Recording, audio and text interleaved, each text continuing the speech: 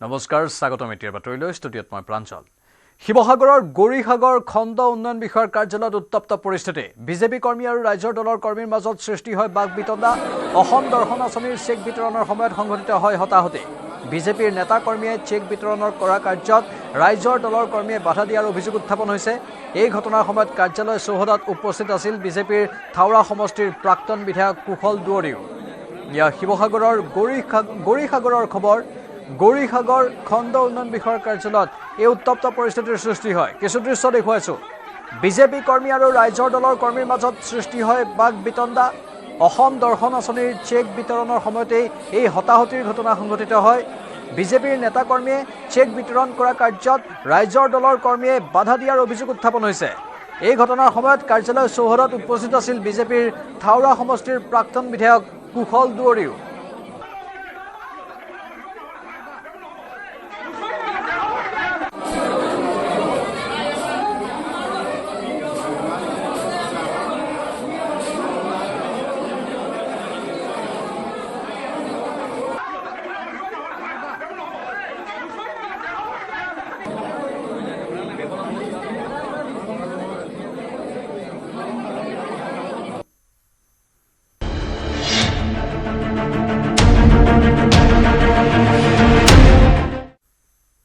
লোকসভাত আজি বহু চৰ্চিত ৱাকফ সংশোধনী বিধেয়ক সন্দৰ্ভত আলোচনা সদনত প্ৰশ্নোত্তৰ পৰ্ব শেষ হোৱাৰ পাছতে বিধেয়কখন আলোচনাৰ বাবে সময় নিৰ্ধাৰণ কৰা হৈছিল লোকসভাৰ অধ্যক্ষ ওম বিৰলাৰ নেতৃত্বত প্ৰতিটো বৃহৎ ৰাজনৈতিক দলৰ প্ৰতিনিধিৰ উপস্থিতিত বিধেয়ক উত্থাপন সন্দৰ্ভত হোৱা বিজনেছ এডভাইজৰী কমিটিৰ বৈঠকত বিধেয়কখন আলোচনাৰ বাবে 8 ঘণ্টা সময় নিৰ্ধাৰণ কৰা হৈছে বিৰোধী দলে আলোচনাৰ বাবে 12 ঘণ্টা বিচাৰিছিল যদিও 8 ঘণ্টা থিৰাং কৰা হয় সংসদীয় পৰিক্ৰমা দপ্তৰৰ মন্ত্ৰী কিৰেণ ৰিজিজুৱে এই কথা প্ৰকাশ কৰি কয় যে আলোচনাৰ বাবে 8 ঘণ্টা থিৰাং কৰা হৈছে যদিও প্ৰয়োজনত সময় বৃদ্ধি কৰা হ'ব পাৰে আনহাতে বিৰোধীয়ে এই বৈঠক আধাতে এৰি শাসকীয় দলে বিৰোধীৰ কণ্ঠ ৰুদ্ধ কৰিব বিচাৰিছে বুলি অভিযোগ আনে লক্ষণীয়ভাৱে সংখ্যালঘু সম্প্ৰদায়ৰ ৱাকফ সম্পত্তিৰ পৰিচালনা আৰু ৰক্ষণাবেক্ষণৰ ক্ষেত্ৰত গুৰুত্বপূৰ্ণ সংশোধনী অনা ৱাকফ সংশোধনী বিধেয়কখনক লৈ শাসক বিৰোধী উভয়ে তৎপৰ হৈ পৰিছে ৱাকফ বিধেয়কখন গৃহীত কৰাৰ বাবে সমৰ্থন ভোটৰ সম্ভাৱনাৰ বাবে শাসকীয় বিজেপিয়ে আজিৰ দিনটোত সকলো বিজেপি সাংসদকে উপস্থিত থাকিবলৈ হুইপ জাৰি কৰিছে একেদৰে কংগ্ৰেছেও সকলো সাংসদকে নিম্ন সদনত উপস্থিত থকাৰ নিৰ্দেশেৰে 3 লাইন হুইপ জাৰি কৰিছে একে সময়তে ইণ্ডি এলায়েন্সে মঙলবাৰে বিয়লি ৱাকফ সংশোধনী বিধেয়কখন বিৰোধিতাৰ বাবে মিত্ৰজোঁটত থকা দলসমূহে যুটীয়া বৈঠক পাতি ৰণনীতি প্ৰস্তুত কৰিছে 240 গৰাকী বিজেপি সাংসদ থকা সপ্তদশ লোকসভাত গৃহীত কৰাবৰ বাবে চৰকাৰে মিত্ৰদল জেডিইউ আৰু টিডিপিৰ ওপৰত নিৰ্ভৰ কৰিব লাগিব ৰামবিলাস পাছৱানৰ দল জনশক্তি পাৰ্টিয়ে ৱাকফ বিধেয়কত সমৰ্থন জনোৱা নাই বিপৰীতে চিৰাগ পাছৱানৰ ৰাষ্ট্ৰীয় জনশক্তি পাৰ্টিয়ে বিধেয়কখনক সমৰ্থন জনাইছে নীতিশ কুমাৰ নেতৃত্বাধীন জনতা দল ইউনাইটেডে বিধেয়কখন সন্দৰ্ভত স্থিতি স্পষ্ট কৰা নাছিল যদিও শেহতীয়াকৈ বিধেয়কখন সমৰ্থন জনাব বুলি উল্লেখ কৰিছে শাসক বিৰোধীৰ এনে যুদ্ধংদেহী তৎপৰতাত বিধেয়কখনক লৈ আজি সদন উত্তাল হোৱাৰ সম্ভাৱনা আৰু বিতৰ্কিত ৱাকফ সংশোধনী বিধেয়কখন যোৱা বৰ্ষৰ আগষ্টত লোকসভাত উত্থাপন কৰা হৈছিল এই সংশোধনী বিধেয়কখনত পূৰ্বৰ ৱাকফ আইনৰ 40টা সংশোধনী প্ৰস্তাৱনা হৈছিল এই সংশোধনীৰে ৱাকফ বোৰ্ডত মুছলিম মহিলা আৰু অমুছলমান প্ৰতিনিধিৰ পোষকতা কৰা হৈছিল সংখ্যালঘু সম্প্ৰদায়ৰ ৱাকফ সম্পত্তিৰ পৰিচালনা আৰু ৰক্ষণাবেক্ষণৰ ক্ষেত্ৰত গুৰুত্বপূৰ্ণ পৰিৱৰ্তনো অনা হৈছিল সংশোধনীৰ ক্ষেত্ৰত চৰকাৰে পুৰণিকলীয়া আৰু এটা জটিল পদ্ধতি আধুনিকীকৰণ কৰা হৈছে বুলি যুক্তি আগবঢ়াইছিল বিপৰীতে চৰকাৰে দাখিল কৰা বিধেয়কখনে মুছলিম সম্প্ৰদায়ক আঘাত দিব বুলি যুক্তি দৰ্শাই বিধেয়কখন পুনৰীক্ষণৰ দাবী জনায় যুটীয়া সংসদীয় কমিটিয়ে ৱাকফ বিধেয়কখনৰ বহুকেইটা সংশোধনী আনি বাজেট অধিৱেশনত প্ৰতিবেদন দাখিল কৰিছিল সমিতিখনে ৱাকফ বিধেয়কৰ নাম unified Waqf management empowerment efficiency and development এক্টলৈ সলনি কৰিবলৈ পৰামৰ্শ দিছিল আৰু সদনত ৱাকফ সংশোধনী বিধেয়কক লৈ চৰকাৰৰ বিৰুদ্ধে আক্ৰমণাত্মক গৌৰৱ গগৈ বিজেপি চৰকাৰে মুছলমানৰ ভোটাধিকাৰ কাঢ়ি নিয়াৰ চেষ্টা কৰাৰ অভিযোগ কিৰেণ ৰিজিজুৱে সদনক বিপথে পৰিচালিত কৰাৰো অভিযোগ গৌৰৱ গগৈ जब से हमारे देश में इस्लाम आया तब से ये प्रक्रिया चल रही है बहुत से ऐसे कब्रिस्तान हैं जहां पे कोई पेपर्स नहीं है कागज नहीं है लेकिन जजमेंट है जजमेंट इनके पक्ष में है और आज बार बार हमने कहा है कि लिमिटेशन एक्ट इसको बढ़ाया जाए क्योंकि ये प्रैक्टिकल एक समस्या है लेकिन आज ये नहीं चाहते क्यों क्योंकि ये चाहते हैं कि अलग अलग देश के अलग अलग कोने में यहां केस लगे, वहां केस लगे, यहां केस लगे। तो जो भी हमारे यहां पे एक भाईचारा का एक वातावरण है, उस भाईचारे के वातावरण को ये तोड़ना चाहते हैं। ये इनकी राजनीतिक उद्देश्य है। सर, ये बात करते हैं कि किस तरीके से ये इन्होंने बोर्ड का डाइल्यूशन किया है। क्लॉज 44 कहता है कि जो सेक्शन 110 है वो पूरी तरीके से हटा दिया है। सेक्शन 110 क्या है? Section 110 sir, powers to make regulations by the board, ये पूरा हटाना चाहते हैं। उसमें क्या लिखा है पेरेंट एक्ट में? द बोर्ड में with the previous sanction of the state government, मतलब राज्य सरकार की अनुमति के द्वारा बोर्ड कुछ नियम बना सकते हैं। इन्होंने पूरा वो हटाना की कोशिश कर रहे, क्लॉजेस F और G ये हटाने की कोशिश कर रहे, राज्य सरकार की पावर्स या जी कम करने की कोशिश कर रहे। आप क्लॉज 43 पढ़िए, इसका सेक्शन 109 जिसमें क्लॉज 1A और क्लॉज 4 ओमिट करता है। सेक्शन 109 क्या है? सेक्शन 109 है power to make rules, the power of the state government to make rules. इसमें भी आप ये कटौती लाने की कोशिश कर रहे हैं। क्लॉज 1A क्या कहता है? Other particulars which the report of the survey commissioner में कंटेन अंडर क्लॉज F।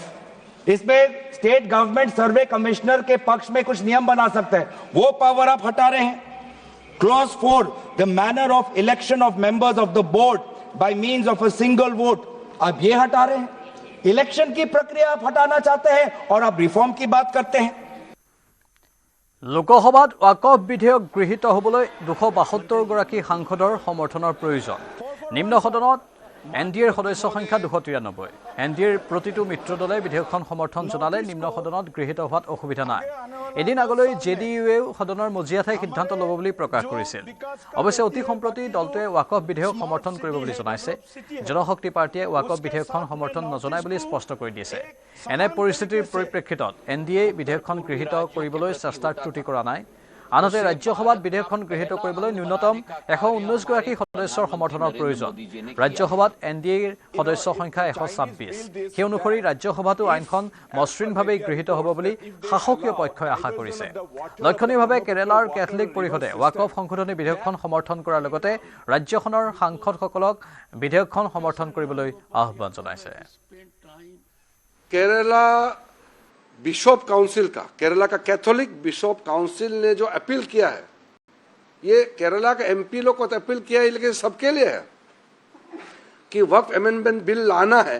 क्योंकि अभी जो प्रेजेंट वक्फ अमेंडमेंट बिल लाने से पहले जो प्रॉब्लम था उसको अगर दूर नहीं करेंगे तो कई समस्याएं देखने को मिल रहा है। तो क्रिश्चियन कम्युनिटी की ओर से जो अपील किया है, केरला का MP भी उसको ध्यान से सुनी है और सारा देश के MP को भी सुनना चाहिए। पूरा हिंदू, मुस्लिम, सिख, ईसाई, बौद्ध, जैन, पारसी, हम सब मिल करके इस देश को बहुत अच्छा देश बनाना है और अच्छा कानून लाना है। और इस कानून पारित होने के बाद आप देखिए इससे फायदा कितना होने वाला है, वो डिटेल तो मैं बाद में जिक्र करूंगा। आज तो मैं सिर्फ ये अपील करता हूं कि वक्फ अमेंडमेंट बिल जब पार्लियामेंट में आ रहे हैं तो उससे पहले ये जो अराजकता का माहौल फैलाने का कोशिश करना। আচলতে এই সংশোধনী বিধেয়কখনে কেনে পৰিৱৰ্তন আনিব? এই সম্পত্তি বাজেয়াপ্ত কৰা হ'ব নেকি ৱাকফৰ? বৈধভাৱে ৱাকফ সম্পত্তি বুলি ঘোষিত কোনো সম্পত্তি বাজেয়াপ্ত নহয়। ৱাকফ সম্পত্তিৰ ক্ষেত্ৰত সঠিক পৰিচালনা আৰু স্বচ্ছতা আনিব। জিলা আয়ুক্তই ৱাকফ সম্পত্তিৰ পুনৰীক্ষণ কৰিব। চৰকাৰী সম্পত্তি ৱাকফ সম্পত্তি হৈ আছে নেকি তাৰো হ'ব পৰীক্ষা। বৈধ ৱাকফ সম্পত্তি ৰক্ষণাবেক্ষণ দিয়া হ'ব। লগতে এটা প্ৰশ্ন উত্থাপন হৈছে যে ৱাকফ সম্পত্তিৰ জৰীপ হ'বনে? জৰীপ আয়ুক্তৰ সলনি জিলা আয়ুক্তই জৰীপ কৰিব। বৰ্তমান প্ৰচলিত জৰীপ পদ্ধতিৰে জৰীপ সম্পন্ন কৰা হ'ব।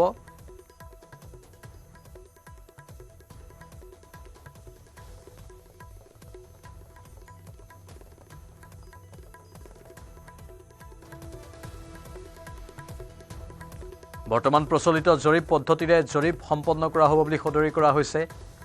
আন এটা কথা যে ৱাকফ সম্পত্তিৰ সঠিক দলিলৰ বাবে জৰীপৰ ব্যৱস্থা সেয়াও কৰা হৈছে লগতে ৱাকফ বোৰ্ডত অমুছলমান প্ৰতিনিধি গৰিষ্ঠ হ'ব নেকি সেই প্ৰশ্নটো উত্থাপন হৈছে ৱাকফ বোৰ্ডত ন্যূনতম 2 গৰাকী অমুছলমান প্ৰতিনিধি অন্তৰ্ভুক্ত হ'ব এই ৱাকফ বোৰ্ডত গৰিষ্ঠ সংখ্যক প্ৰতিনিধি মুছলমানৰে হ'ব বুলি কোৱা হৈছে কেৱল ৱাকফ বোৰ্ডৰ স্বচ্ছতা অক্ষুণ্ণ ৰাখিবৰ বাবেহে এই অন্তৰ্ভুক্তি অমুছলমান প্ৰতিনিধিৰ সম্প্ৰদায়টোক লঘু কৰিব বিচৰা হোৱা নাই এই পদ্ধতিৰ জৰিয়তে আৰু সদনত ৱাকফ বিধেয়ক সন্দৰ্ভত আলোচনাৰ দিনাই বিধেয়ক তথা প্ৰধানমন্ত্ৰী মোদীৰ সমৰ্থনত ভূপালত ওলাই আহিল শ মুছলিম মহিলা এয়া ভূপালৰ দৃশ্য এই বিধেয়কখনৰ সমৰ্থনত এনেধৰণে মুছলিম যুৱক মহিলা সকলো ওলাই আহিল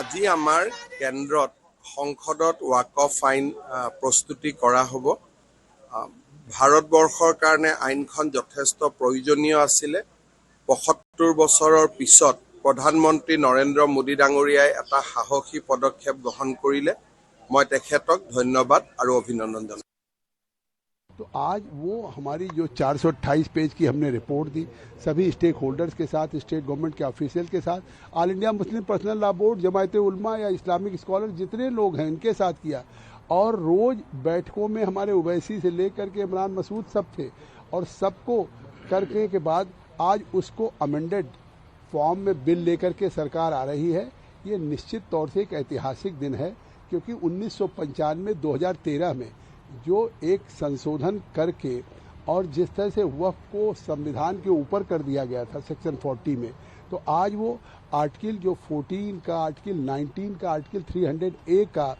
और आर्टिकल 21 का जो उल्लंघन था आज उसको ठीक किया है और आज इस बिल के पास होने से देश के गरीब पसमानदा आम मुसलमानों का इसका फायदा मिलेगा वक्फ बिल आने का हम दिल की गहराइयों से स्वागत करते हैं हमें अफसोस होता है कि देश के जितने भी वक्फ बोर्ड थे उन्होंने गरीब मुसलमानों के लिए कोई काम नहीं किया उन्होंने ना वक्फ की जमीनों पर अस्पताल बनवाए ना स्कूल कॉलेजेस बनवाए ना गरीबों के लिए मकान बनवाए कोई भी काम गरीब मुसलमान के लिए नहीं हुआ अफसोस होता है बल्कि उल्टा हुआ कि वक्फ की जमीनों को पे कब्जा करा दिया गया वक्फ की जमीनों को सस्ते दामों में बेच दिया गया आज वक्त आ गया है मुझे तो ऐसा लगता है कि जो लोग वक्फ बिल की मुखालफत कर रहे हैं चाहे वो मुस्लिम पर्सनल लॉ बोर्ड हो या ओवैसी साहब हो वो वक्फ माफियाओं का समर्थन कर रहे हैं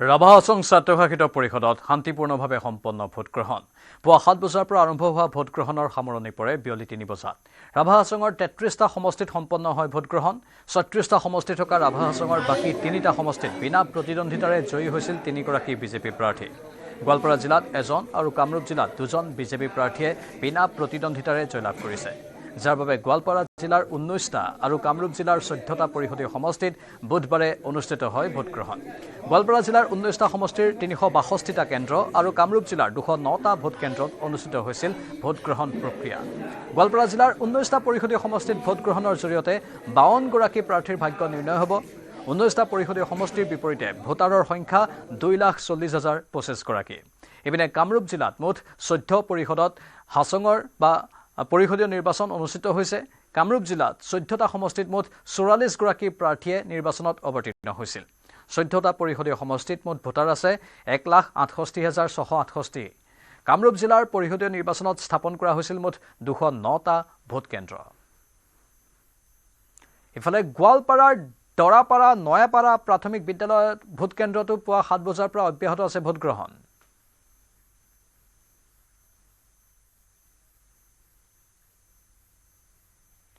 যোৰহাটত মুখ্যমন্ত্ৰীৰ দিনজোৰা কাৰ্যসূচী যোৰহাটৰ কেবি ৰোডত JMCHৰ সমীপত নিৰ্মাণ কৰা যোৰহাটৰ দ্বিতীয়খন ৰেলৱে অভাৰ ব্ৰিজ মুকলি কৰে মুখ্যমন্ত্ৰী হিমন্ত বিশ্ব শৰ্মাই সিনামৰত নৱনিৰ্মিত অত্যাধুনিক সন্মিলন কেন্দ্ৰৰ লগতে তৰাজানৰ ISBT চৌহদত নিৰ্মিত স্বয়ংক্ৰিয় যান বাহন পৰীক্ষা কেন্দ্ৰও উদ্বোধন কৰে মুখ্যমন্ত্ৰীগৰাকীয়ে যোৰহাট মিছন হস্পিটেলৰ সমীপত এখন ৰাজহুৱা সভাতো অংশগ্ৰহণ কৰে মুখ্যমন্ত্ৰীয়ে। উল্লেখযোগ্য যে যোৰহাটত কেইবাটাও উন্নয়নমূলক প্ৰকল্পৰ কাম দ্ৰুতগতিত চলি আছে আৰু ইয়াৰে একাংশৰ কাম সম্পূৰ্ণ হোৱাৰ দিশে আগবাঢ়িছে।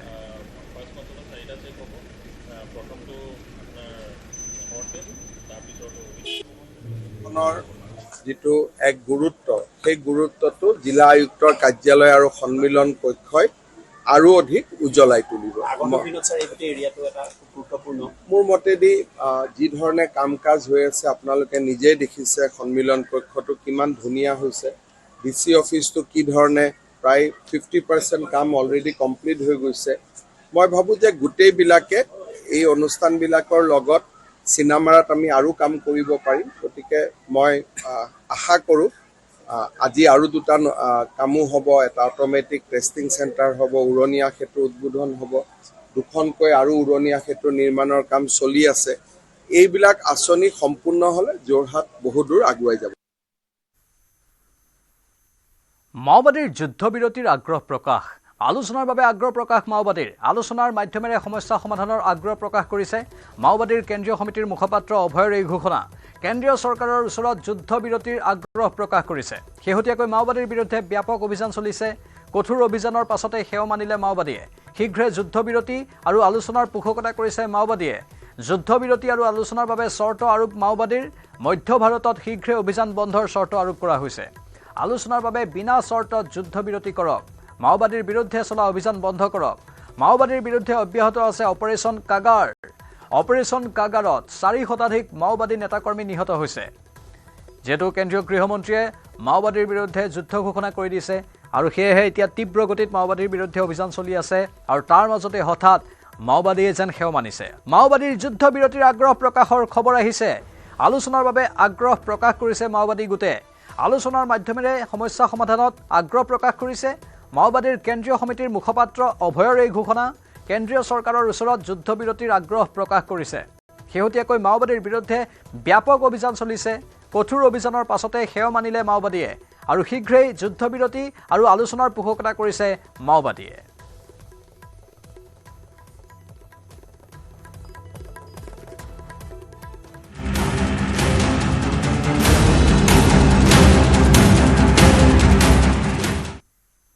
ৰাজ্যত পুনৰ বৃদ্ধি পালে টোল কৰ। 1 এপ্ৰিলৰ মাজনিশাৰ পৰা 5ৰ পৰা 10% বৃদ্ধি পালে টোল কৰ। পূৰ্বে লঘু ব্যক্তিগত বাহনে টোল গেট পাৰ হওঁতে দিব লাগিছিল 140 টকা আৰু এতিয়াৰে পৰা দিব লাগিব 145 টকা। আনহাতে অহা যোৱাৰ বাবদ 204 টকাৰ পৰা 215 টকালৈ বৃদ্ধি কৰা হৈছে। একেদৰে লঘু বাণিজ্যিক বাহনৰ 220 টকাৰ ঠাইত দিব লাগিব 230 টকা। এদিনত অহা যোৱাৰ বাবদ দিব লাগিব 345 টকা। পূৰ্বে আছিল 335 টকা। যাত্ৰীবাহী বাছে এতিয়া টোল কৰ দিব লাগিব 480 টকা। পূৰ্বে আছিল 465 টকা। একেদৰে দিনটোত অহা যোৱাৰ বাবে দিব লাগিব 725 টকা। পূৰ্বে দিব লাগিছিল 700 টকা। গধুৰ যান বাহনে এবাৰ পাৰ হ'বলৈ পূৰ্বে দিব লাগিছিল 510 টকা। এতিয়াৰে পৰা দিব লাগিব 525 টকা টোল কৰ। একেদৰে 3XL বাহনে পূৰ্বৰ 760 টকাৰ ঠাইত দিব লাগিব 790 টকা। 4ৰ পৰা 6 এক্সেলযুক্ত বা তাতকৈ গধুৰ বাহনে এবাৰত প্ৰৱেশত দিছিল 730 টকা। এতিয়া দিব লাগিব 755 টকা। তেনেদৰে দিনটোত অহা যোৱাৰ বাবদ 1095 টকাৰ ঠাইত দিব লাগিব 1135 টকা। 7 এক্সেলযুক্ত বা তাতকৈ অধিক গধুৰ বাহনে এবাৰত পূৰ্বে দিব লাগিছিল 890 টকা আৰু এতিয়া দিব লাগিব 920 টকা। অহা যোৱাৰ বাবদ পূৰ্বে আছিল 1335 টকা আৰু এতিয়া 1380 টকালৈ বৃদ্ধি পাইছে টোল কৰ। প্ৰত্যেক বছৰে তেখেতলোকে টোল গেট বৃদ্ধি কৰি আহিছে। যোৱাকালিৰ পৰা 10 টকাকৈ তেওঁলোকে টোল গেট বৃদ্ধি কৰিছে। জীৱনদায়িনী ঔষধৰ মূল্য বৃদ্ধি হৈছে। তাৰ পৰিপ্ৰেক্ষিতত জনসাধাৰণৰ কি হ'ব? তেওঁলোকে খালি হিতাধিকাৰী সৃষ্টি কৰিছে। গতিকে আমি আপোনালোকৰ মাধ্যমৰ যোগেদি ভাৰত চৰকাৰ হওক, অসম চৰকাৰক আমি দাবী জনাইছোঁ যে জনসাধাৰণৰ স্বাৰ্থত থাকক। আৰু এনেকুৱা এটা অনুভৱ হৈছে যে আগন্তুক যিটো ৰঙালী বিহু আহিছে, অসম চৰকাৰে হওক বা ভাৰত চৰকাৰে জনসাধাৰণক বিশেষ উপহাৰ দিয়াৰ নিচিনা এটা অনুভৱ হৈছে। আৰু এটা বৰ দুখ লগা বিষয় যে আপোনাৰ হোজাইৰ পৰা আপুনি গুৱাহাটীলৈ যোৱা অভিমুখে যাওক, 3খন টোল গেটত টোল টেক্স দিবলগীয়া হয়। গতিকে বস্তুৰ দাম বাঢ়িব, যাত্ৰী ভাড়াৰ দাম বাঢ়িব। গতিকে আমি পুনৰবাৰ আপোনালোকৰ মাধ্যমৰ যোগেদি কৈছোঁ যে টোল কৰ বৃদ্ধি কৰাতকৈ হ্ৰাস কৰক অন্যথা কিন্তু আগন্তুক যি পঞ্চায়ত নিৰ্বাচন আহি আছে তাৰ কিন্তু জনসাধাৰণে তাৰ প্ৰত্যুত্তৰ উত্তৰ দিবলৈ কাৰণে কিন্তু ৰেডি থাকিব। প্ৰতিক্ৰিয়া হৈছে আৰু টোল গেটৰ পৰাও আমাৰ সাংবাদিকে বিশেষ সম্প্ৰচাৰ আগবঢ়াব। আমাৰ সতীৰ্থ মৌচুমে সোণাপুৰ টোল গেটৰ পৰা অধিক জনাব। হয়, মই বৰ্তমান উপস্থিত আছো সোণাপুৰ নাজিৰাঘাট টোল গেটত আৰু পূৰ্বৰ দৰে 1 এপ্ৰিলত যেনেদৰে বৃদ্ধি হয় এইবাৰো তাৰ অনুৰূপ সংঘটিত হ'ল যে 1 এপ্ৰিলৰ পৰা বৃদ্ধি হ'ল টোল কৰ আৰু 5ৰ পৰা 10% বৃদ্ধি হ'ল টোল কৰ। আৰু নাজিৰাঘাট টোল গেটত মই বৰ্তমান উপস্থিত আছো আৰু যি পূৰ্বৰ টোল কৰ 5ৰ পৰা 10% বৰ্তমান বৃদ্ধি পালে আৰু পূৰ্বৰ লঘু বাহন ব্যক্তিগত বাহনে টোল গেট পাৰ হওঁতে 140 টকা দিব লাগিছিল আৰু এতিয়াৰ পৰা দিব লাগিব 145 টকা। এবাৰত অহা যোৱাৰ বাবে পূৰ্বতে দিব লাগিছিল 240 টকা আৰু এতিয়াৰ পৰা দিব লাগিব 215 টকা। লঘু বাণিজ্যিক বাহনে পূৰ্বতে এবাৰ অহা যোৱাৰ বাবে দিব লাগিছিল 220 টকা, এতিয়াৰ পৰা দিব লাগিব 230 টকা। এদিনত অহা যোৱা কৰাৰ বাবে পূৰ্বতে দিব লাগিছিল 335 টকা আৰু এতিয়াৰ পৰা দিব লাগিব 345 টকা।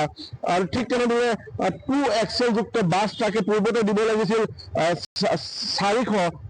465 টকা আৰু এতিয়াৰ পৰা দিব লাগিব 480 টকা। আৰু দিনটোৰ ভিতৰত অহা যোৱা কৰোঁতে পূৰ্বতে দিব লাগিছিল 700 টকা, এতিয়াৰ পৰা দিব লাগিব 725 টকা। আৰু ঠিক তেনেদৰে 3XL যুক্ত গধুৰ বাহনে আচলতে পূৰ্বতে দিব লাগিছিল 510 টকা আৰু এতিয়াৰ পৰা দিব লাগিব 525 টকা। আৰু যি অহা যোৱাৰ বাবদ পূৰ্বতে দিব লাগিছিল 760 টকা, এতিয়াৰ পৰা দিব লাগিব 790 টকা। ঠিক তেনেদৰে প্ৰতিখন বাহনত আচলতে অহা যোৱাৰ বাবদ আৰু এবাৰত অহা যোৱাৰ ক্ষেত্ৰত প্ৰতিটো ক্ষেত্ৰত আচলতে বৃদ্ধি কৰা হৈছে টোল কৰ। আৰু যি ক'ব লাগিব বজাৰত ইয়াৰ পোনপটীয়া প্ৰভাৱ পৰিব, কিয়নো আচলতে মহানগৰীৰ পৰা উজনি অভিমুখী বা উজনিৰ পৰা অভিমুখী গুৱাহাটী অভিমুখী এই টোল গেট পাৰ হ'ব লাগে। নাজিৰাঘাট টোল গেট আছে, এই টোল গেটত টোল কৰ বৃদ্ধিয়ে নিশ্চয়কৈ বজাৰত প্ৰভাৱ পেলাব আৰু জীৱনদায়িনী ঔষধৰ পাছত এইবাৰ পুনৰ এক মাধমাৰ জনতাৰ মূৰত টোল গেটত কৰ বৃদ্ধি। ধন্যবাদ মৌচুম। ইফালে মদনপুৰ টোল গেটতো প্ৰতিক্ৰিয়াৰ সৃষ্টি হৈছে। অধিক জনাব সাংবাদিক শ্ৰীমন্ত দাসে। হয়, পুনৰবাৰ ৰাইজৰ ওপৰত মাধমাৰ নেশ্যনেল হাইৱে অথৰিটি অফ ইণ্ডিয়াৰ, কিয়নো আজি যোৱা নিশাৰে পৰা পুনৰবাৰ বঢ়াইছে যি টোল গেটসমূহ আছে টোল গেটসমূহৰ টোল টেক্স। মই বৰ্তমান উপস্থিত আছোঁ মদনপুৰ টোল গেট, কামৰূপ জিলাৰ যিটো মদনপুৰ টোল গেট আছে 31 নম্বৰ ৰাষ্ট্ৰীয় ঘাইপথৰ ওপৰত, সেই ৰাষ্ট্ৰীয় ঘাইপথৰ ওপৰত থকা টোল গেটত মই বৰ্তমান উপস্থিত আছোঁ। আৰু এই বিষয়ে এই যে টোল গেটত যে টোল টেক্স বঢ়াইছে সেই বিষয়ত মই জানিবলৈ চেষ্টা কৰিম। যিসকল এই পথেৰে চলাচল কৰা যিসকল চালক বা যাত্ৰী আছে তেখেতসকলৰ পৰা মই জানিবলৈ বিচাৰিম, কিয়নো পূৰ্বৰ যি টোল টেক্স আছিলে লঘু যান বাহনৰ ক্ষেত্ৰত 135 টকা আৰু ৰিটাৰ্ণ জাৰ্ণি আছিলে 200 টকা, কিন্তু বৰ্তমান লঘু যান বাহনৰ ক্ষেত্ৰত টোল টেক্স কৰিছে 140 টকা আৰু ৰিটাৰ্ণ জাৰ্ণিৰ ক্ষেত্ৰত কৰিছে 205 টকা। লগতে লাইট কমাৰ্চিয়েল ভেহিকুল পূৰ্বে আছিলে 215 টকা আৰু এতিয়া হৈছে 225 টকা। আৰু বাছ বা ট্ৰাকৰ ক্ষেত্ৰত আছিল পূৰ্বত 450 টকা, এইবাৰ নতুনকৈ নিৰীখ কৰিছে 465 টকা। 3XL যুক্ত যি বাহন আছে সেই 3XL যুক্ত বাহনৰ ক্ষেত্ৰত আছিলে পূৰ্বে 490 টকা আৰু এইবেলি আজিৰে পৰা কৰিছে 510 টকা। 4 বা 6XLৰ যি যান বাহন আছে সেই যান বাহনৰ ক্ষেত্ৰত টোল টেক্স পূৰ্বে আছিলে 705 টকা আৰু আজিৰে পৰা হৈছে 730 টকা। ধন্যবাদ শ্ৰীমন্ত দাস। আৰু বাতৰিখিনি সময় হৈছে বাণিজ্যিক বিৰতিৰ।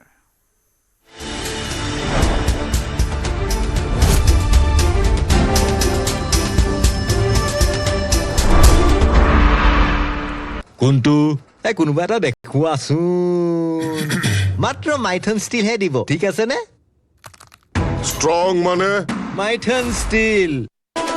টেক্সট হেডলাইন্স আগবঢ়াইছে এভৰিডে মছালা। সোনাক্ষী, মছলা ক'ত থৈছা? ইফাল ইফাল সকলো ফালে বিচাৰিলো, মই বিচাৰি পোৱা নাই। খামোচ, চুপ। এইবাৰ চোৱা, এভৰিডে মছলা। বোলা ৰান্ধো মছালেদাৰ চলে চলে। প্ৰতিদিনৰ ৰান্ধাত এভৰিডে মছলা, বিশুদ্ধ মছলা, সুগন্ধ আৰু আচল সোৱাদ। টেষ্ট এনেকুৱা, প্ৰতি ৰান্ধাত আনে সোৱাদ। এভৰিডে মছলা, দেশৰ সোৱাদ। টেক্সট হেডলাইন্স আগবঢ়াইছে এভৰিডে মছালা। दुनिया का सब হৰিষত বিষাদ, আনন্দত চেঁচা পানী। বৰ্ষা পৰাৰ ক্ৰিকেট ৰণত শেষৰটো বল পৰাৰ পিছতেই ৰিয়ান পৰাগৰ গাত বৃহৎ ঝটকা। জয়ৰ পুৰস্কাৰ লোৱাৰ সময়ত ৰিয়ান পৰাগলৈ ঘোষণা হ'ল 12 লাখ টকা।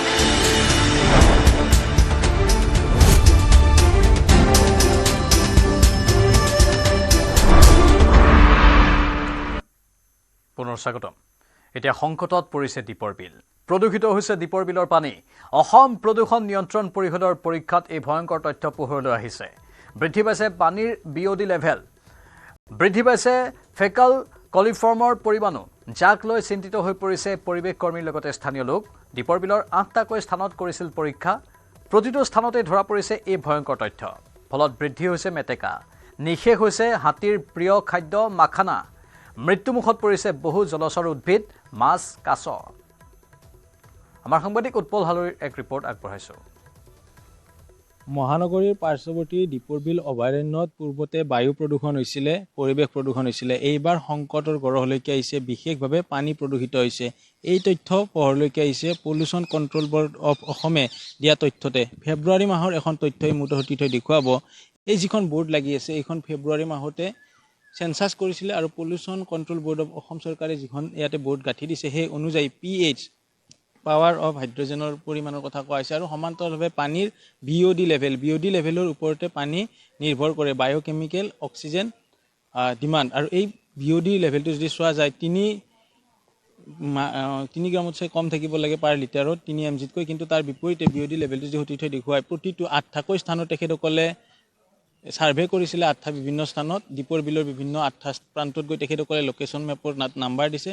সেই নাম্বাৰ অনুযায়ী BOD লেভেলটো যদি সতি থৈ জুম কৰি দেখুৱায় যে 3তকৈ গোটেইকেইটা লেভেলে বেছি হৈ আছে। যদি পূৰ্বৰ পৰা দেখুৱায় 1ৰ পৰা 8টা স্থান, প্ৰতিটো স্থানৰে যদি চোৱা যায় 5তকৈ ওপৰত গৈছে। সেই যিটো লেভেল BOD লেভেল থাকিব লাগে 3তকৈ কম। আৰু সমান্তৰালভাৱে ফেচিয়েল কলিফৰ্ম আৰু সতি থৈ দেখুৱাব, সেই লেভেলটো থাকিব লাগে প্ৰতি 100 মিলিগ্ৰামৰ বিপৰীতে 500 মিলিগ্ৰামত কৈতো কম থাকিব লাগে। কিন্তু সেই লেভেলো যদি চোৱা যায় 700ৰ পৰা 600লৈকে গোটেইকেইটা স্থানতে, কোনো এটা স্থানতে যি ধৰণৰ পৰিমাণৰ লাগে সেই পৰিমাণতকৈ মাত্ৰাধিক হাৰত আছে। অৰ্থাৎ তাৰ পৰাই বুজা গৈছে যে পলিউশ্যন কণ্ট্ৰল বৰ্ডৰ এই লিষ্টৰ পৰা বুজা গৈছে যে পানী যথেষ্টভাৱে প্ৰদূষিত হৈছে। ইয়াৰে একাংশ অসচেতন লোক আছে। এই বিষয়ক লৈ তেখেতৰ পৰা কিছু মন্তব্য ল'বলৈ চেষ্টা কৰিম। কি ক'ব গোটেই কথাখিনি? এতিয়া চাওক, মানে দীপৰ বিল যে প্ৰদূষিত হৈছে, আমি যে বাৰম্বাৰ দাবী কৰি আহি আছোঁ যে দীপৰ বিলত যিহেতু ডাম্পিং গ্ৰাউণ্ড স্থাপন কৰিছে দীপৰ বিলৰ সমীপতে পশ্চিম বৰা গাঁৱত, তাৰোপৰি মৰাভৰলু বশিষ্ঠ বাহিনীৰ গোটেই মানে পানীবিলাক ট্ৰিটমেণ্ট নকৰাকৈ দীপৰ বিলত পেলাই আছে। আৰু তাৰ কাৰণে কি হৈছে, দীপৰ বিলৰ পানী প্ৰদূষিত হৈ গৈছে। আৰু প্ৰদূষিত হোৱাৰ কাৰণে কি হৈছে, দীপৰ বিলত জলজ উদ্ভিদবিলাক নোহোৱা হৈ গৈ আছে। জলজ উদ্ভিদ নোহোৱা হোৱাৰ লগে লগে কি হৈছে, চৰাই চিৰিকটিৰ বাসস্থানবিলাক ধ্বংস হৈ গৈছে। যিহেতু দীপৰ বিল বন্যপ্ৰাণী অভয়াৰণ্য হোৱা হেতুকে বাসস্থান ধ্বংস কৰাটো এটা গুৰুত্বপূৰ্ণ অপৰাধ। গতিকে এই ক্ষেত্ৰত যদি বন্যপ্ৰাণী অভয়াৰণ্যত যদি মানে যিখিনি সংকট, আজি দীপৰ বিল বন্যপ্ৰাণী অভয়াৰণ্যৰ সংকটৰ গঢ়ত পৰা বুলিয়ে ক'ব লাগিব। কিয়নো এনেকুৱা সময়ত ধৰক কি হয়, লাহে লাহে এতিয়া চৰাইৰ ব্ৰিডিং ছিজন আৰম্ভ হ'ব, যিখিনি লোকেল মানে স্থানীয় যিখিনি চৰাই আছে।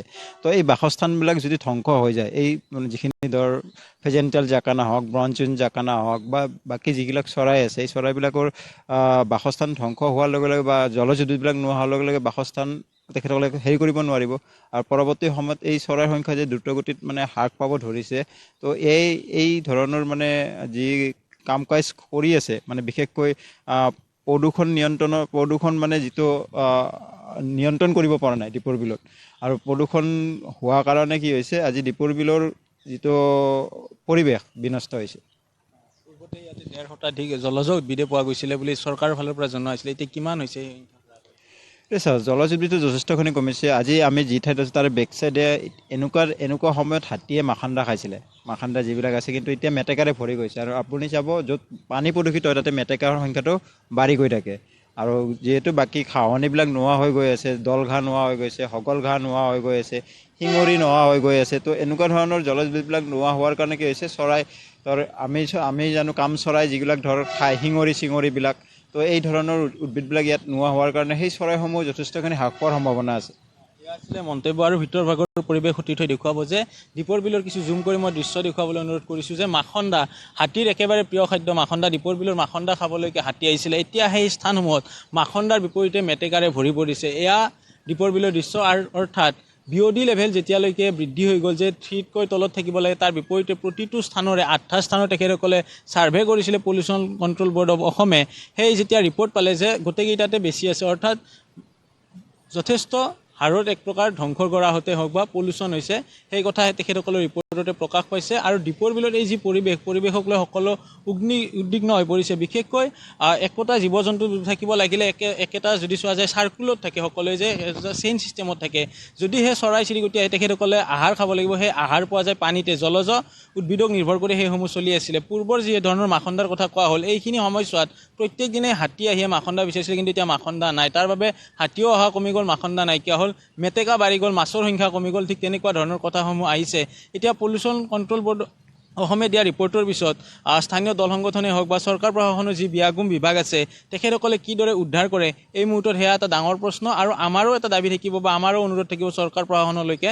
যে যি প্ৰদূষণ যুক্ত হৈ আছে এতিয়া প্ৰদূষণ যুক্তৰ পৰা প্ৰদূষণ মুক্ত কৰি দীপৰ বিলক যেন এক প্ৰকাৰ দীৰ্ঘজীৱী কৰক তাকে কামনা কৰিছোঁ আমিও ধন্যবাদ উৎপল এছিয়াছ পংকজ ডেকাৰ বাসগৃহত CM ভিজিলেন্সৰ অভিযান পংকজ ডেকাৰ কাহিলীপাৰাৰ ফ্লেটত চলিল অভিযান পংকজ ডেকাৰ বিৰুদ্ধে CM ভিজিলেন্সত ৰুজু হৈছে গোচৰ জিলা উন্নয়ন বিভাগত দুৰ্নীতি কৰাৰ অভিযোগ ডেকাৰ বিৰুদ্ধে দৰং জিলাৰ উন্নয়ন বিষয় হিচাপে থাকোঁতে ৰুজু হৈছিল গোচৰ বৰ্তমান বৰাক ভেলী মিনি সচিবালয়ৰ উপসচিব পংকজ ডেকা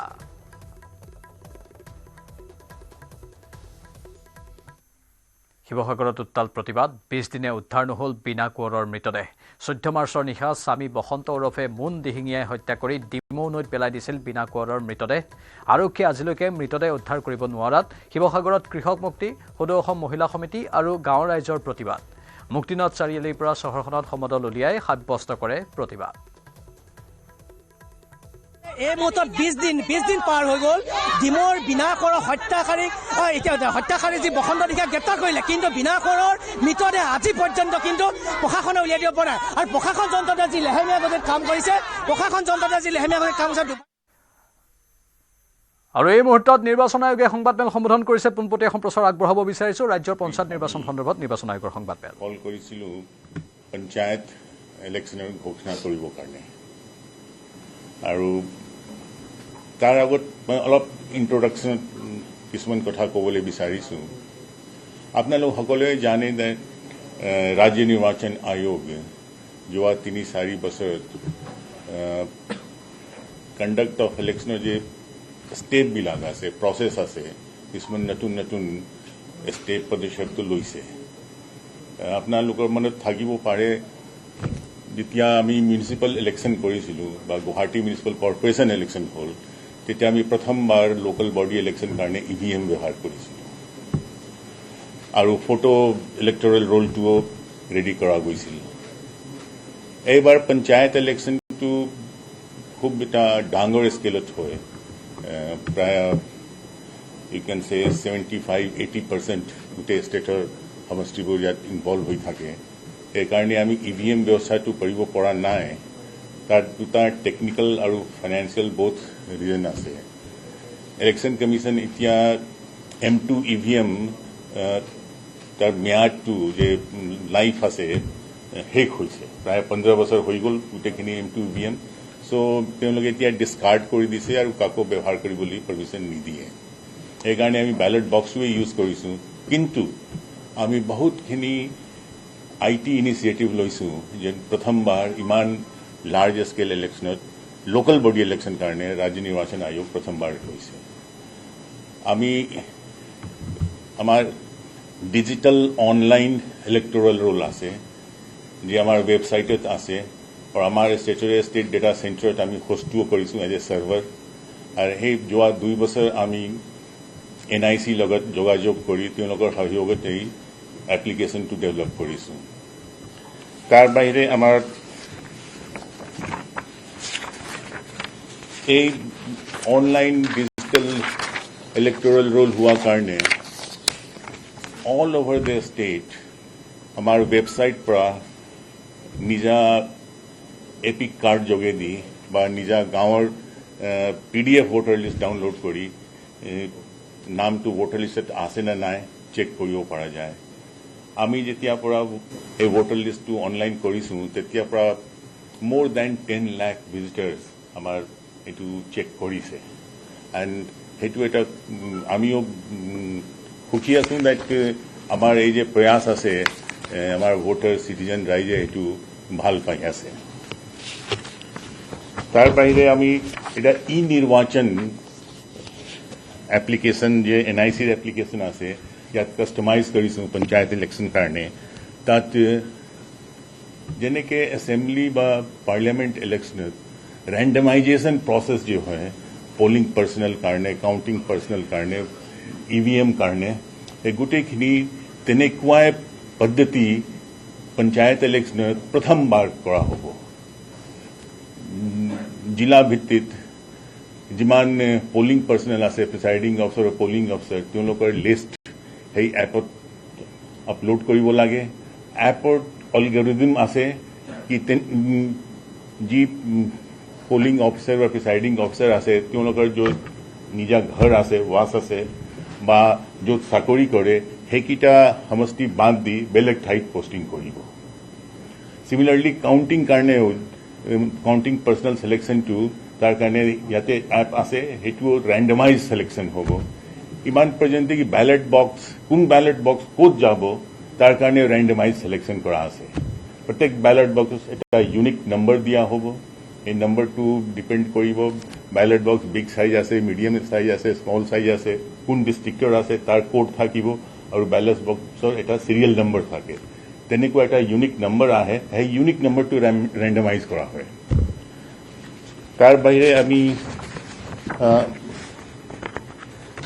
ব্যৱস্থা কৰিছোঁ আপোনাৰ ইলেকশ্যন মেনেজমেণ্ট মনিটৰিং কি আপোনাৰ ৰিয়েল টাইম পলিং কেনেকৈ আমাৰ ৱেবছাইটত ৰিফ্লেক্ট হ'ব বা সেইটো আমাৰ এভৰি 2 আৱাৰ ৰিপৰ্টিং হ'ব তাৰ কাৰণে ব্যৱস্থা কৰা আছে।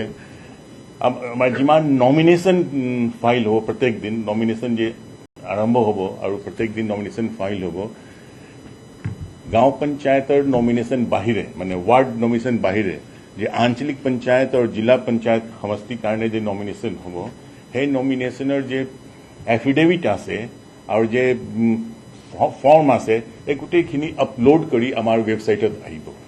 মানুহে চাব পাৰিব নিজা ন' ইয়'ৰ কেণ্ডিডেট নিজা কেণ্ডিডেটটো তেওঁৰ বায়'ডেটাটো কি আছে তেওঁৰ কি এছেট আছে লাইবিলিটিজ আছে তেওঁৰ ওপৰত কিবা কোনো আইন ভায়োলেট কৰিবৰ কাৰণে কিবা অফেন্স কেছ চলি আছে নেকি আগতে কিবা কনভিকশ্যন হৈছে নে নাই সেই গোটেইখিনি তেওঁৰ ইলেকশ্যন কমিশ্যন অফ ইণ্ডিয়া যেনেকৈ এছেম্বলি অফ পাৰ্লিয়ামেণ্ট মেম্বাৰ কাৰণে যি পদ্ধতি লৈছে সুপ্ৰিম কোৰ্ট আদেশ অন্তৰ্গত চ' সেইটো তাত থাকিব। চ' মানুহে মানে ট্ৰান্সপেৰেঞ্চিটো যথেষ্ট আহিব এই পদ্ধতি লোৱাৰ কাৰণে।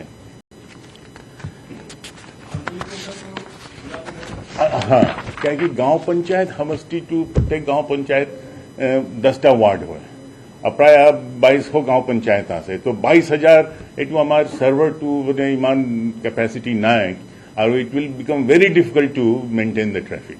এই কাৰণে আমি কৰিছো কি আঞ্চলিক পঞ্চায়তৰ ৰিপ্ৰেজেন্টেটিভ কাৰণে আৰু জিলা পঞ্চায়ত কনষ্টিটুৱেঞ্চি ৰিপ্ৰেজেন্টেটিভ কাৰণে যিমান নমিনেশ্যন আহিব গোটেইখিনি নমিনেশ্যন উইথ এফিডেভিট আমাৰ ৱেবছাইটত আহিব আৰু সেইটো পাব্লিকে চাব পাৰিব। আপোনালোক hourly 2 hourly approximate poll percentage আমাৰ পাব পাৰে। আমি পেপাৰত সেইবিলাক এডভাৰটাইজো কৰি আছোঁ আৰু আগতেও কৰিম ৱেবছাইট এড্ৰেছ দি।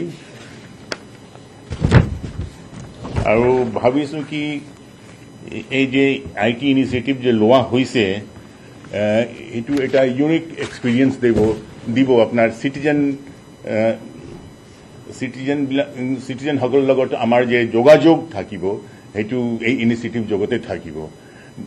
আপোনাৰ প্ৰত্যেক জিলাত এটা টল ফ্ৰী নম্বৰো দিয়া আছে কমপ্লেইন কৰিবৰ কাৰণে about model code of conduct কিবা ভায়োলেশ্যন হৈছে বা যি আছে আৰু সেইটো কমপ্লেইনটো কেনেকৈ ৰিড্ৰেচেল হ'ব তাৰ এটা ছিষ্টেম কৰি সেই প্ৰচেছটোও ইমপ্লিমেণ্ট কৰা হৈছে।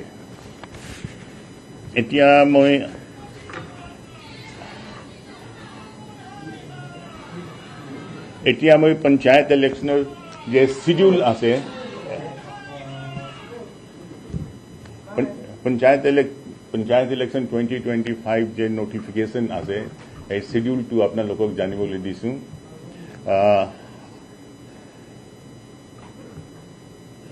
the commission to decide কৰিছে that কাইলে পৰা 3/7/2025 পৰা আপোনাৰ নমিনেশ্যন প্ৰাৰম্ভ হ'ব। নমিনেশ্যন ফাইলিং 11 বজাৰ পৰা 3 বজালৈ 11 তাৰিখলৈ হ'ব।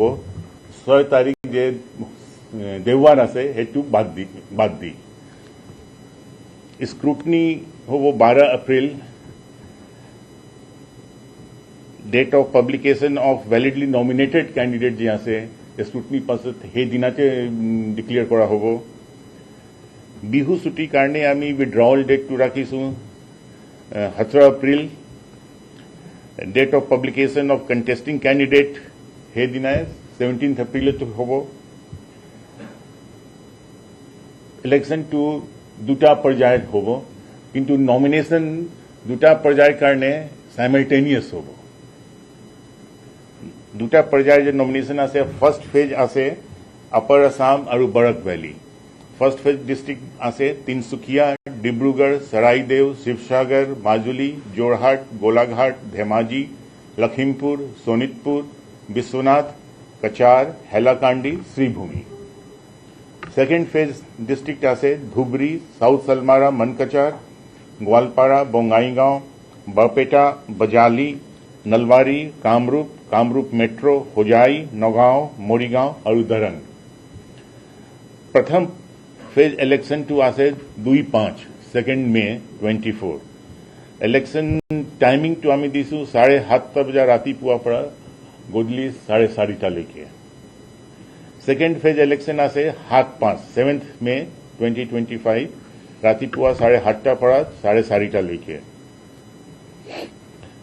ডেট এণ্ড টাইম অফ ৰিপোল যদি দৰকাৰ হয়, ফাৰ্ষ্ট ফেজ কাৰণে আছে 4 মে 4 মে 2025 এণ্ড সেকেন্ড ফেজ কাৰণে আছে 9 মে 2025। ডেট অফ কাউণ্টিং আছে 11 মে 2টা ফেজ কাৰণে ৰাতিপুৱা 8টা বজাৰ পৰা। সেইটো আছে আপোনাৰ ইলেকশ্যন শিডিউল। মই একবাৰ আৰু গাই দিছোঁ। Issue of notice of election by district commissioners, both phase 3rd April 2025. Last date of filing nomination 11th April 2025. Scrutiny of nomination papers 12th April 2025. Date of withdrawal 17th April 2025 up to 3 p.m. Date of publication of list of contesting candidates 17th April 2025 after 3 p.m. Date and time of poll for first phase 2nd May 2025 between 7:30 a.m. and 4:30 p.m. Second phase 7th May 2025 7:30 a.m. to 4:30 p.m. Date of repoll, if any, for first phase 4th May 2025, for second phase 9th May 2025, timing 7:30 a.m. to 4:30 p.m. Date of counting, simultaneous counting hobo dutai phase karne 11th May 2025 from 8 a.m. till completion of counting.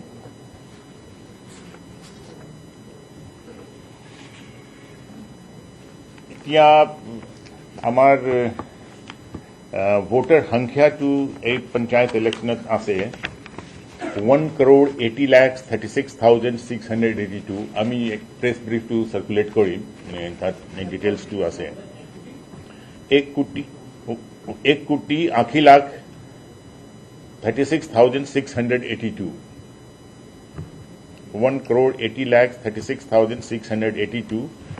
ইয়াত অলপ নম্বৰটো change কৰিব পাৰে, কিয়নো কি আমি এতিয়াও open ৰাখিছোঁ যিসকলে 1 January 2025 এলিজিবল আছে till the last date of filing nomination registration কৰিব পাৰে। 2018 ভোটাৰ আছিলে যেতিয়া লাষ্ট পঞ্চায়ত ইলেকশ্যন হৈছিল 1,56,41,456। There is increase of 13.27% over last election. 27. The most interesting aspect is আপোনালোকৰ লগত শ্বেয়াৰ কৰিবলৈ বিচাৰিছোঁ এই অনলাইন ডিজিটেল ইলেক্টৰেল ৰোল হোৱাৰ কাৰণে মিষ্টেকটো নেগলিজিবল ৰিমুভ হৈ গৈছে unlike the ECI electoral roll our electoral roll is more truthful in the sense that no epic number can be duplicated. One epic number, the voter will be at only one place, and he has to be a voter in the assembly roll at that place. So, this is an improvement we have brought. There cannot be any duplicacy of epic number in the panchayat electoral roll. আৰু তাৰ কাৰণে কমপ্লেক্সনটো অলপ change কৰিছে last panchayat electoral roll আপোনাৰ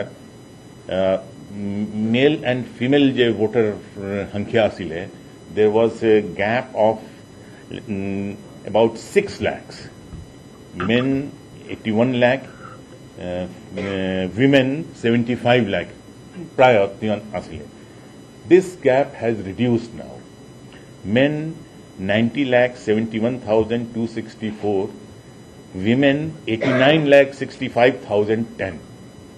তাৰ মানে এই gap আগতে যে প্ৰায় 8-9% আছিলে এতিয়া জাষ্ট লেছ দেন 1% আছে মহিলা সো মানে এই ট্ৰুথফুলনেছটো ইমান ইম্প্ৰুভ কৰিছে পপুলেশ্যনটো প্ৰায় তেনেকৈ থাকে আৰু ভোটাৰ সংখ্যাটো তেনেকৈ ৰিফ্লেক্ট এতিয়া কৰি আছে Total number of polling stations हमारा से 25,007. Total polling personnel deployed जे होगो वोट केंद्र से 25,007. 25,007. Polling personnel 25,007. Polling personnel प्रत्येक vote kendra karne 1 presiding officer and 3 polling officer on an average it's more than 1 lakh 1,28,000 reserve 20% ase so total you can say 1,20,000 polling personnel will be deployed good state 27 districts আপনার 7 districts যে আছে 6 schedule area আছে তাত panchayat election নহয় the model code of conduct comes into force from today evening itself আমার press briefত আপনাক দিয়া আছে important aspects of model code of conduct Part 1 of the conduct lays a stress on certain minimum standards of good behavior and conduct of political parties, candidates and their workers and supporters. Part 2 and 3 deals with holding of public meeting and taking out procession by political party and candidates. Part 4 and 5 describes how political parties and candidates should conduct themselves on the polling day at the polling booths. Part 6 is about political parties and candidates to bring their complaints to the notice of observers appointed by Election Commission. We have appointed 88 observers for these 27 districts. They will be in the districts a day before nomination, scrutiny of nomination. And parts 7 deals with basically about the party and government in power. This is about relating to government and its ministers, visit of ministers, use of government transport, accommodation, announcement of schemes, etc. The newly added part 8 is about election manifestos. আপনারা সকলে জানেন এই panchayat election গাঁও panchayat level word লেভেলত a political আছে political party affiliation নাই only আঞ্চলিক পঞ্চায়েত আর জিলা পঞ্চায়েত সমষ্টি কাৰণে political party candidate to sponsor কৰিব পাৰিব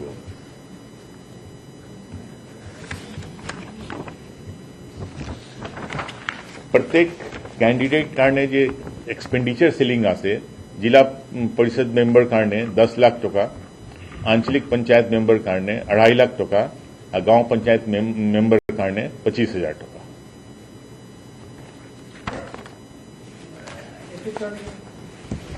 एपी कारणे आसे 2,50,000 2.5 लाख जेडपी कारणे 10 लाख और गांव पंचायत मेंबर कारणे 25,000 MCC will be in force in all the constituencies where panchayat election will be held. So all the rural areas of the state where panchayats are there,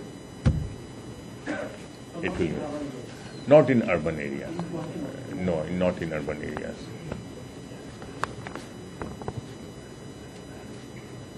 But nonetheless, there is a provision to you cannot use a print or electronic media to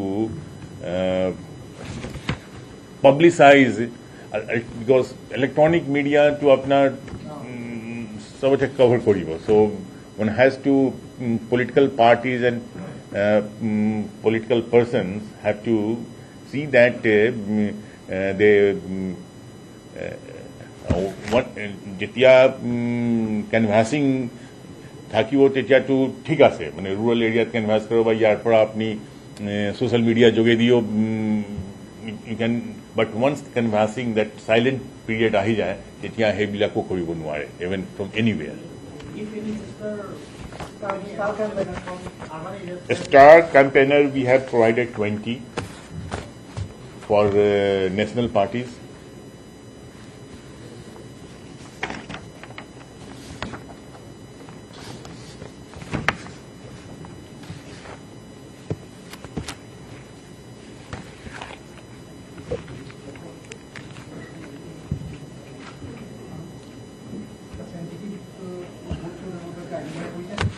Sensitive, very sensitive booths have been identified.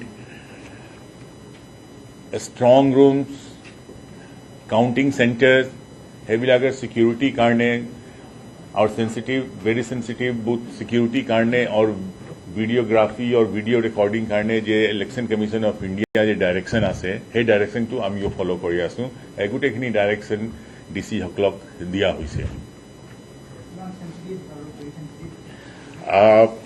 গোটে ষ্টেটৰ two এতিয়া আমাৰ compilation নাই প্ৰত্যেক জিলাৰ পৰা আপোনাৰ depending on sensitivity আৰু availability of force তেওঁলোক এতিয়া প্লান কৰি আছে উই উইল কাম টু ন' আৰু আমি আপোনালোকক সেইটো দিব পাৰিম আফটাৰ ফিউ ডেজ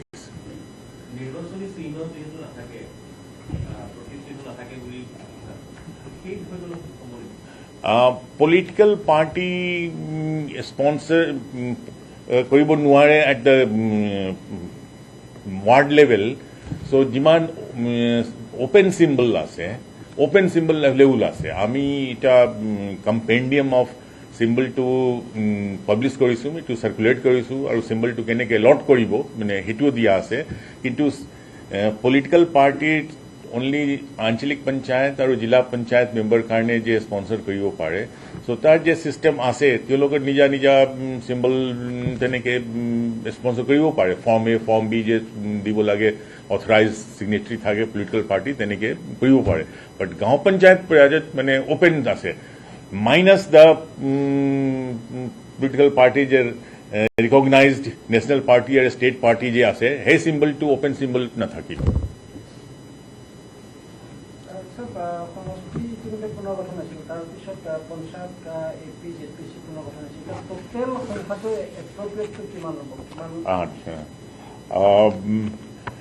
আমার 27 जेडपी जिला पंचायत আছে जिला पंचायत हमस्ती আছে 397 आंचलिक पंचायत আছে 181 and total number of गांव पंचायत আছে 2193 total polling station मैं कोई 25,007 हाँ 181 आंचलिक पंचायत गांव पंचायत 2193 और टोटल संख्या हो गल वार्ड बिकॉज प्रत्येक गांव पंचायत 10टा वार्ड থাকে सो 21,930 सो 21,930 वार्ड जे আছে हेतु कारणे ए पॉलिटिकल कैंडिडेट হ'ব লাগিব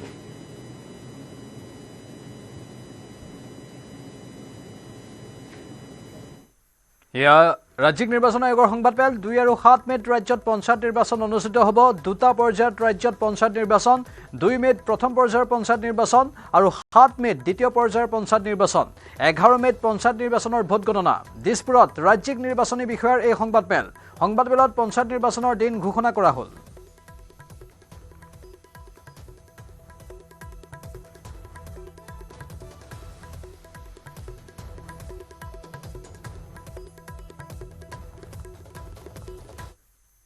পৰৱৰ্তী খবৰ চতিয়াৰ মূলাগাভৰু মৈদাম পৰিদৰ্শন মুখ্যমন্ত্ৰী হিমন্ত বিশ্ব শৰ্মাৰ পুৱাই বিশ্বনাথ বিধানসভা সমষ্টিৰ অন্তৰ্গত চতিয়াৰ চলাহুলা গাঁৱৰ বীৰাংগনা মূলাগাভৰু মৈদাম ক্ষেত্ৰত উপস্থিত হয় মুখ্যমন্ত্ৰীগৰাকী মূলাগাভৰু মৈদাম সংৰক্ষণৰ বাবে ব্যৱস্থা গ্ৰহণৰ ঘোষণা মুখ্যমন্ত্ৰী হিমন্ত বিশ্ব শৰ্মাৰ মুখ্যমন্ত্ৰীৰ লগত উপস্থিত থাকে বিধায়ক প্ৰমোদ বৰঠাকুৰ আৰু বিধায়ক পদ্ম হাজৰিকা সমাধি ক্ষেত্ৰ মোক বহু দিনৰ পৰা ইয়াতে স্থানীয় ৰাইজে বিধায়ক পদ্ম হাজৰিকা প্ৰমোদ বৰঠাকুৰ সকলোৱে আমন্ত্ৰণ কৰি আছিলে আজি অলপ সময় পাই মূলাগাভৰুৰ মৈদাম পৰিদৰ্শন কৰিলোঁ ৰাজ্য চৰকাৰে এইবাৰ 40 লাখ টকা আগবঢ়াইছে মৈদামটো কিছু বাউণ্ডাৰী ৱাল বা কিছু প্ৰাৰম্ভিক কাম কৰাৰ কাৰণে স্থানীয় ৰাইজৰ লগত আলাপ আলোচনা কৰি মৈদাম ক্ষেত্ৰখনক সুন্দৰভাৱে নিৰ্মাণ কৰাৰ বাবে আমি প্ৰচেষ্টা ল'ম মূলাগাভৰু অসমৰ নাৰী সমাজৰ শৌৰ্য বীৰ্যৰ প্ৰতীক আমি উপযুক্তভাৱে মূলাগাভৰুৰ এই মৈদাম ভাগ সংৰক্ষণ কৰাৰ কাৰণে ব্যৱস্থা ল'ম অসমৰ প্ৰথম বিহু মুকলি বিহু মাধুৰী হাউত আপুনি যাব এতিয়া তালৈকেও যাম আৰু তাতে আপোনালোকক লগ পাম সময় হৈছে এতিয়া বিদায় লোৱাৰ নমস্কাৰ